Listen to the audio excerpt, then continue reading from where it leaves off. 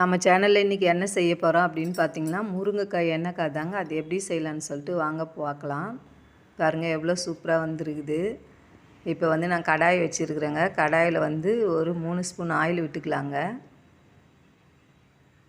Oil நல்லா காஞ்ச அப்புறம் 1 டீஸ்பூன் கடுகுங்க.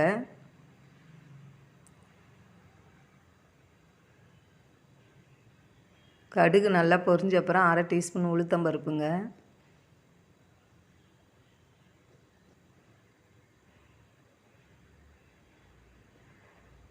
கொஞ்சமாக வெந்தயம் சேர்த்துக்கலாங்க, ஒரு பிஞ்சு அளவுக்கு. நான் இதில் வந்து 1 டீஸ்பூன் அளவுக்கு உளுத்தம் பருப்பு சேர்த்துருக்குறேங்க. 10லேருந்து 15 பல் பூண்டு இந்த மாதிரி தட்டி போட்டுக்கலாங்க.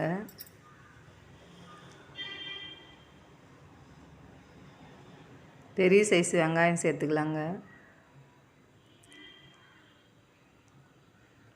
அது நல்லா வதக்கட்டோங்க. வதங்கி வந்த அப்புறமா இதுக்கு வந்து தேவையான அளவு எண்ணெய் விட்டுக்கலாங்க. உங்களுக்கு ஆயில் நிறைய வேணும்னா சேர்த்துக்குங்க. இப்போ வந்து ஒரு கொத்து கறிவேப்பிலை போட்டுக்கலாங்க. அதையும் சேர்த்து நல்லா மிக்ஸ் பண்ணிக்கலாங்க.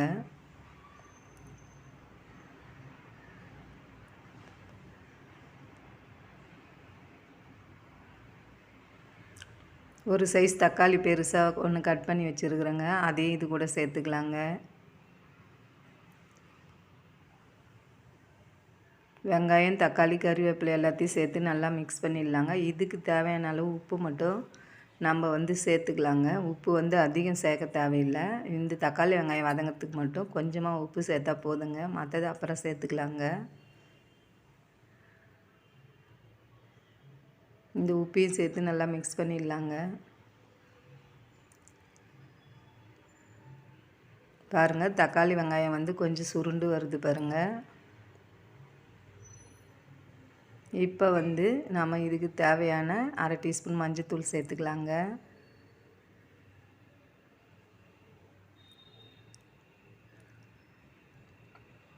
ரெண்டு டீஸ்பூன் மிளகாத்தூள் சேர்த்துக்கலாங்க.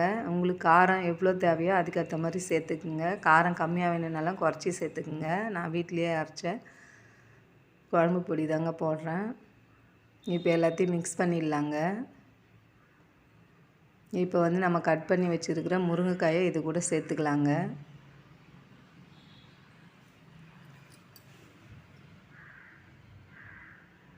இதை சேர்த்து நல்லா மிக்ஸ் பண்ணிடலாங்க. நான் வந்து கரண்டி மாற்றிட்டேங்க. முருங்கைக்காய் மட்டும் போடவும் குழம்பு வைக்கலைங்க. ஏன்னா முருங்கைக்காய் எண்ணெய்க்காய் தாங்க போட போகிறேன். அதனால தாங்க முருங்கைக்காய் பொரியல் மாதிரி தானே பண்ண போகிறேன்றதுக்காக. இதுக்கு தேவையான அளவு உப்பு சேர்த்துக்கலாங்க.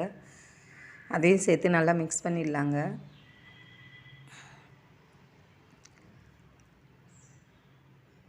இப்போ வந்து கொஞ்சமாக வாட்டர் ஆட் பண்ணிக்கலாங்க. காய் நல்லா வேக விட்டுடலாங்க மூடி போட்டு.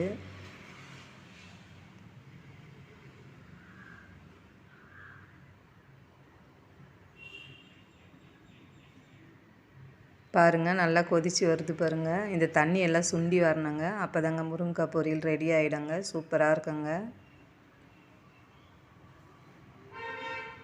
திரும்ப மூடி போட்டு சிம்மில் வச்சு வேக விட்டுடலாங்க. பாருங்கள், தண்ணி எல்லாம் சுண்டி எவ்வளோ சூப்பராக வருது பாருங்கள்.